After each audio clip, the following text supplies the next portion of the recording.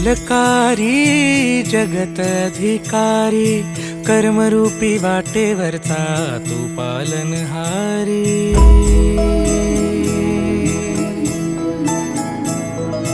तू मंगलकारी जगत अधिकारी, कर्मरूपी वाटेवरचा तू पालनहारी। तू आरंभ तू विशेष, तूच मुचा श्री गणेश। तू आरंभ तू विशेष, तूच मुचा श्री गणेश।